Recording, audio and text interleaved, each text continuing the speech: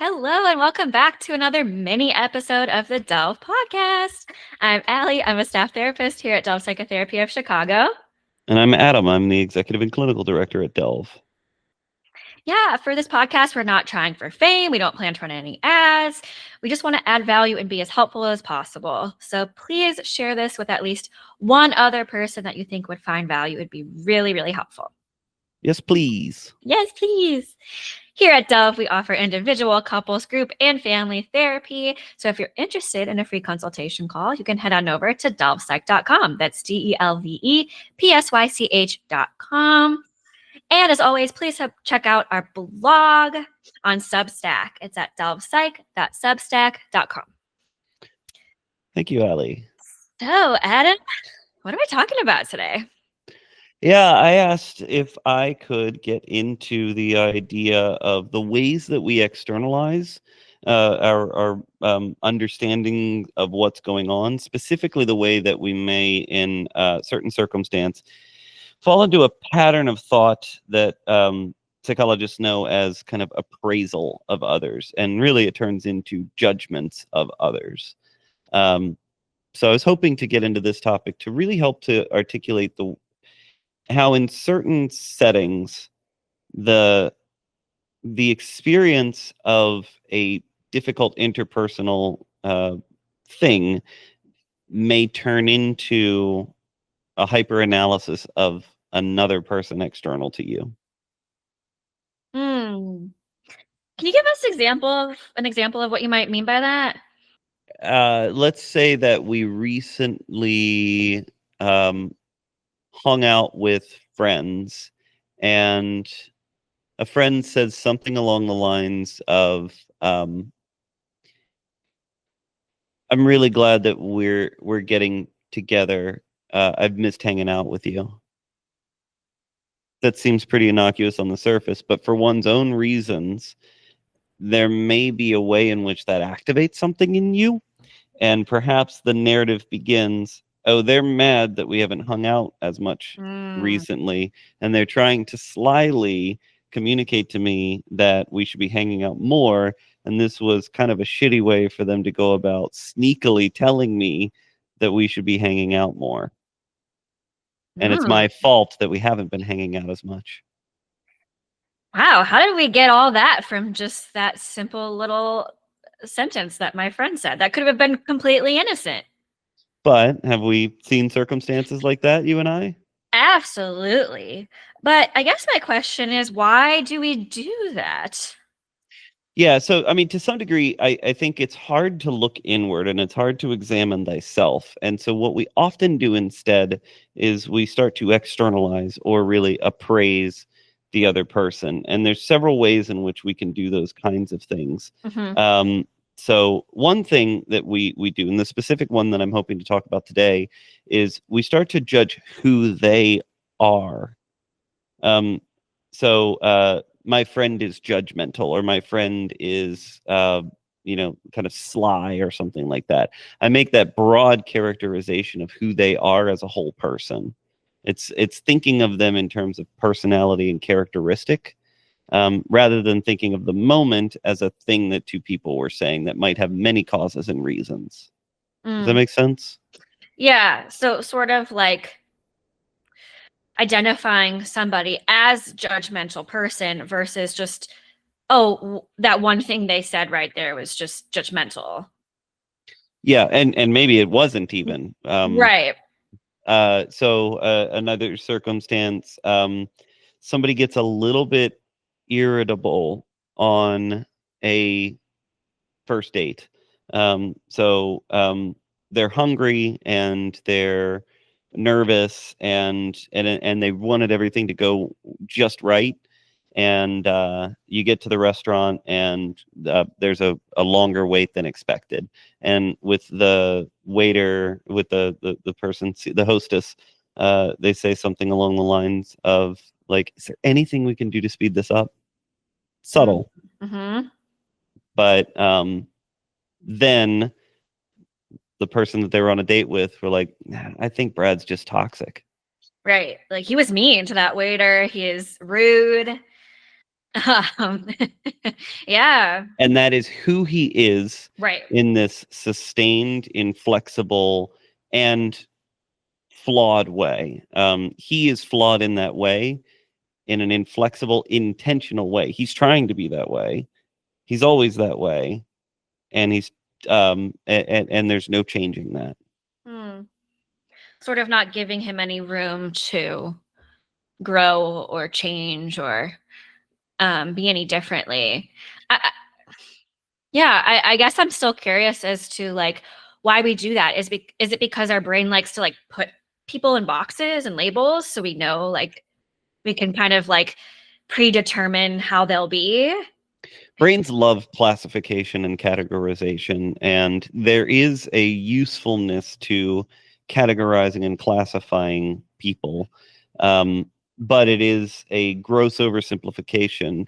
And, if you just went on a first date with Brad, you don't know whether that's how Brad always is. You don't know if that was a characteristic for him. And you also don't know how flexible he is to the circumstance. So if we just passively relax into that classification system, we're making broad judgments of other people and failing to see the nuance of the circumstance and situation. Right. And really not giving him a chance. And maybe we missed out on like a potential like good person for us to date because we just on the first date were like blew him off as, oh, I figured him out. I already know how he is. He's just a rude person and he's Yep. toxic and yep. And then you look at how pervasive the language these days of toxicity and narcissism is. You're not describing people. You're just revealing to me your own insecurities. Ooh. Wait, say that again. If you are consistently classifying others as narcissistic and toxic, then you're really just revealing your own insecurities. It's not the case that there are that many narcissistic, toxic people out there. And really, I tend to resist the whole idea of classifying other people in that kind of way at all. What I would much more prefer is that we take a given moment, we reflect on our own emotional experience, and we share that with the other person and see how they do with it. Right. Sort of giving them the chance to respond. Yeah. Yeah, it's interesting. And so if I am the type of person that's labeling like 80% of people in my life as narcissistic or toxic, what's the insecurity in me? Is it like fear, like not wanting to give people a chance, writing off people to protect myself? Like, what is the insecurity? I think those are some of the manifestations of it. I think there's a lot of individual difference here. We have managed to mess people up in a lot of ways.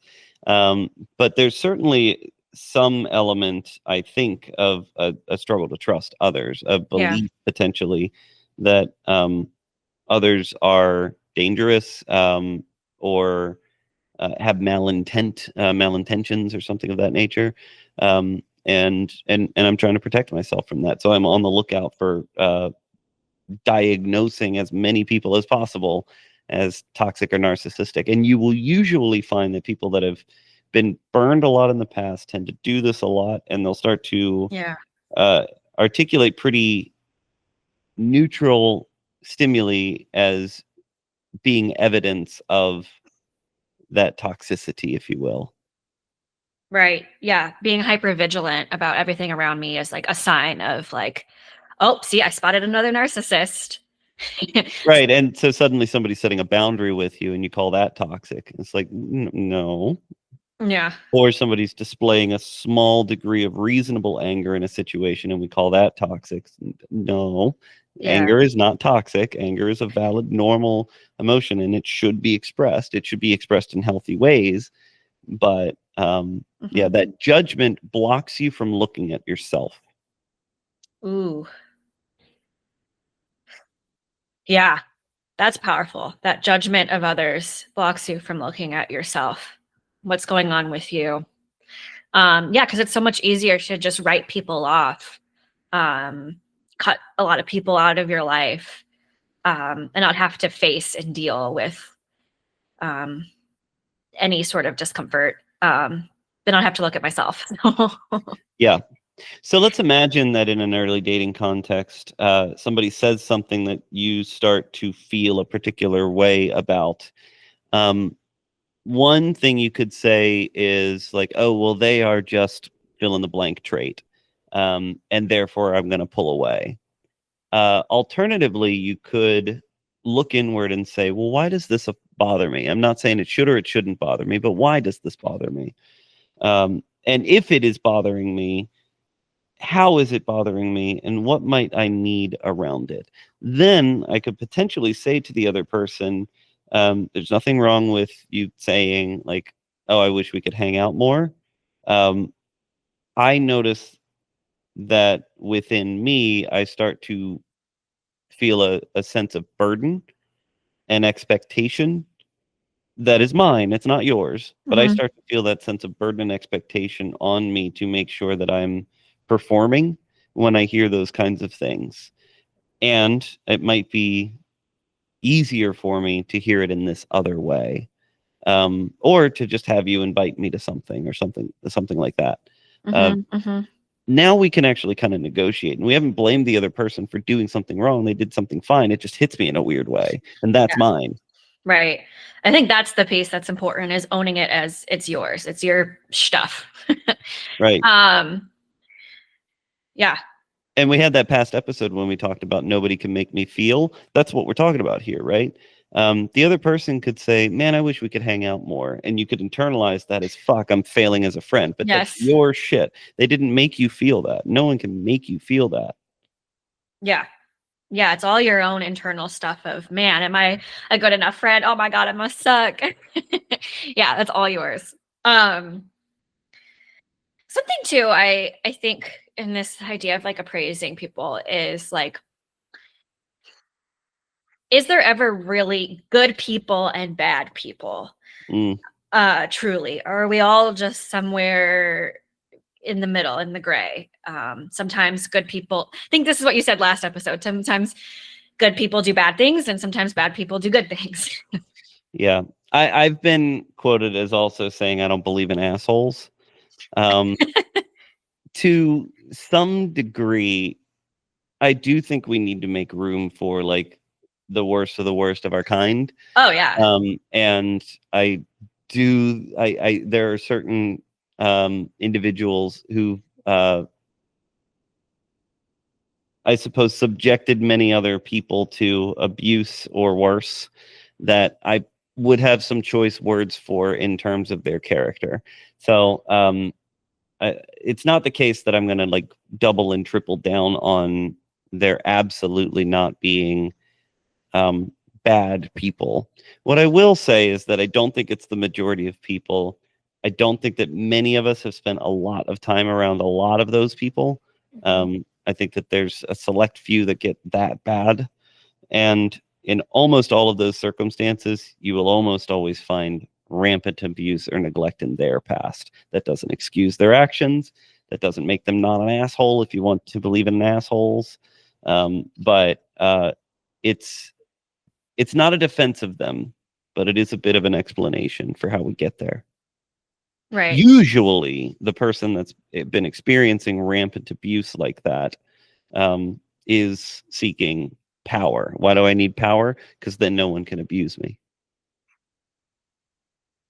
Yes, absolutely. Yeah, the seeking of power. If I'm all powerful, if I'm in control, then no one else can take advantage of me. But then in turn, I'm being an asshole to other people. But I'm not worried about whether I'm an asshole or not. I'm worried about whether I'm abused or not. And I ended that process. Right. So in their mind, they're doing good. Yeah. They're doing the best they can with what they feel like they know how, maybe. Absolutely. And there's often not a lot of internal reflection on that stuff. We would want them to reflect, but what's the need? They solved their problem. I feel like that says so much, and I feel like listeners might have someone in mind as we're talking about this. Like, why is my dad that way? Why is my uncle that way? Well, yeah. Yeah, absolutely. There's actually quite a lot of social psychological theory on these tendencies. Theories such as social appraisal theory, fundamental attribution error, actor-observer biases, self-serving biases, attribution theory. And we'd get into all of this stuff in our didactic series. And I'd sort of love to probably tick away at some of these things in the future. So we may get into some more topics like this, but I would say at its core, this whole thing probably starts with attribution theory, which really gets at how do we come to explain the reasons why a person behaves the way that they do. And attribution theory would hold that one way that we make sense of their actions is through trying to articulate characteristics and personalities.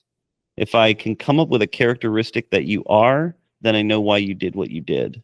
But how often when we actually engage in a deeper conversation with somebody, do we find out that their reasons for acting in the way that they did are very different than the reasons that you might have articulated and assigned to a particular characteristic, a pervasive characteristic or personality trait?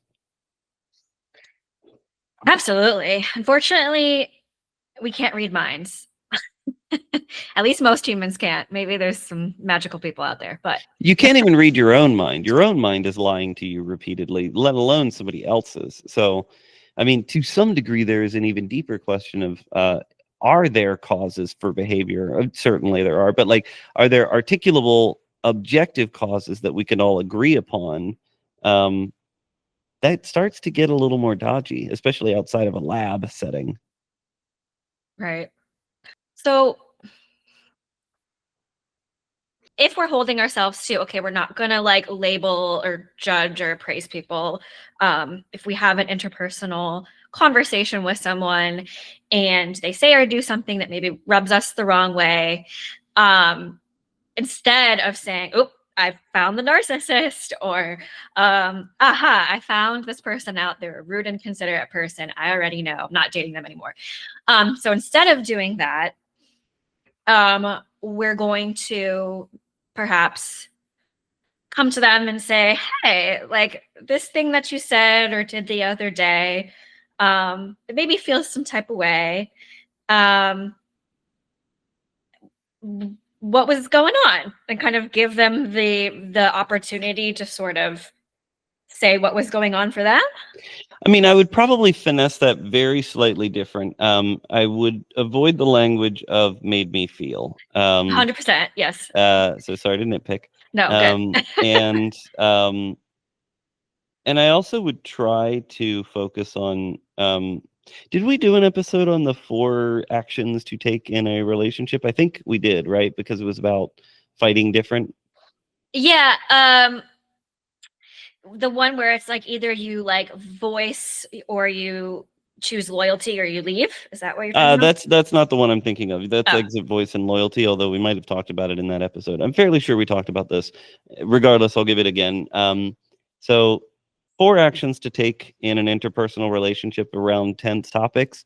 If you can do these 4 things and only these 4 things, then you will be having better, more productive conversations with your partner that feel safer for both of you. It's extremely hard to do just these 4 things and nothing else. But if you can do these 4 things and nothing else, you will be doing relationship better. It's share your own primary emotions, not frustration, irritation, irritability, anger, not blame, etc. Not any of those emotions that are kind of the finger pointy outy emotions, like rejected, who rejected you, abandoned, who abandoned you, etc.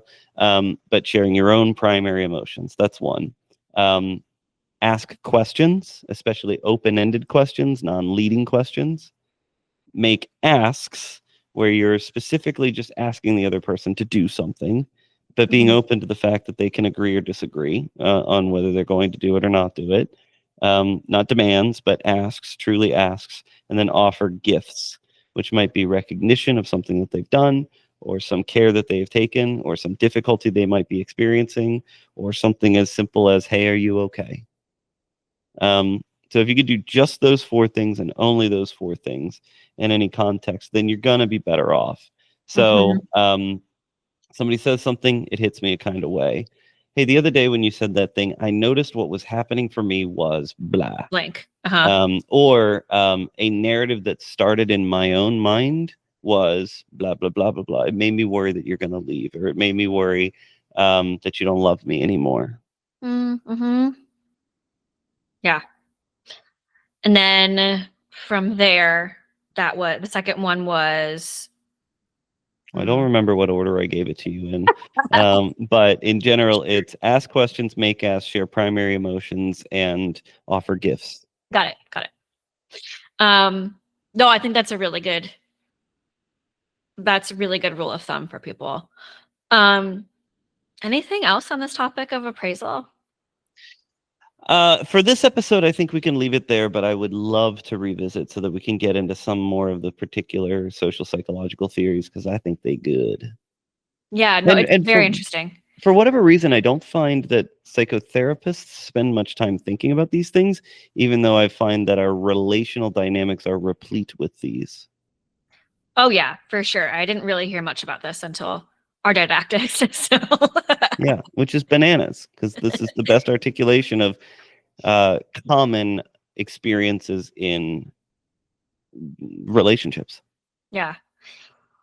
All right. Well, moving on to the new quote on the board. Today's quote is, "We suffer more in our imagination than in reality." Ain't that the truth? Our minds have near infinite capacity to create our own suffering, especially through those narratives. And I think it dovetails well with this this conversation we've been having, because the other person may have been saying something pretty innocuous or had no ill intent behind it, but we've created a narrative, we've created a scenario, we've created an outcome in our own minds that then we suffer the ill effects of. The other person's just saying, like, I was happy to see you. Right. We'll be making up so many things in our heads and going down so many rabbit holes and torturing ourselves, when really it's like, no, nothing's wrong. Nothing's actually wrong. Exactly. Not objectively, anyway. Right. But internally, there is a reality to the way that it is wrong. Part of the way out of the suffering, though, is to work through that material ourselves and also potentially share it with the other. Right. I believe this is a Stoic quote, and if I recall correctly, it comes from Seneca. But I'd have to look that up. But regardless, if you like language like this, dig into the Stoics. Yeah, the Stoics have some good quotes. This sort of is in line with and reminds me of the quote. What is it? Much of the world's suffering is caused by not the failure to see things how they actually are, or something like that. Yeah, which I think is much more of a Buddhist approach. But yeah, oh, okay. Yeah, but they're very similar ideas. Secular Buddhism and Stoicism, especially, kind of coincide with one another quite nicely. And it's interesting, that book that I want to do a book review on, Selfie, does get into the history of some of the Stoic philosophies and the ways that those developed over time, but got somewhat perverted in our modern framings. They sort of moved away from living a virtuous life to what we have today, which is like, but achieve something, have an outcome, and have something to show for your virtuous life, as if you've earned reputation. That's interesting, I think. That is interesting. Maybe we could do an episode more on like the Stoics specifically, or Buddhist philosophy. That'd be cool. Yeah, absolutely. All right. Thanks for joining us, everyone, for this little mini-sode. As always, if you're interested in our services, head on over to delvepsych.com. That's DELVEPsych.com. And check out our Substack at delvepsych.substack.com. Thank you so much, Allie. See you next week. Bye.